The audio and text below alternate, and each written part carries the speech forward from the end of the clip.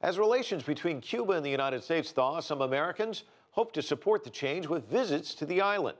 The activist group Code Pink has sent a delegation of 150 people to Havana. CCTV correspondent Michelle Begue has the story.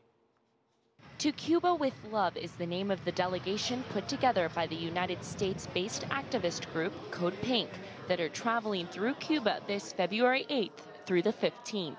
We're visiting with doctors, museums, cultural activities, because we think in the United States we get such a warped view of what Cuba is about. All we hear about is the negative things, and so it's important to come here and see what life is really like.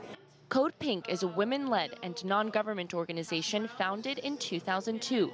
The group describes itself as a grassroots peace and social justice movement focused on anti-war issues. At a press conference in Havana at the start of the trip, the delegation expressed their wish that the U.S. close down Guantanamo Detention Center and take Cuba off of the state-sponsored terrorism list. The activists were not afraid to touch controversial topics, such as the issue of human rights. What I've received so far is a greater awareness of the reality here in Cuba in spite of the rhetoric that we hear from the United States. I'd like to learn a little bit more about the challenges here, and I'm particularly interested in examining the state of people's rights and the extent to which they're effectively guaranteed by the state.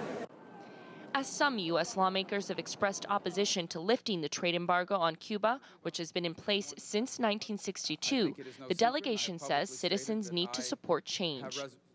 So we feel it's very important that we as citizens be pushing in the opposite direction.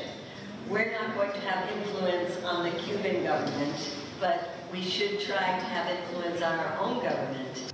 The delegation will be divided into two groups. The first group will go to Las Terrazas Natural Reserve, the second group to Santa Clara, the historical site of the last battle of the Cuban Revolution. Michelle Begue, CCTV, Cuba.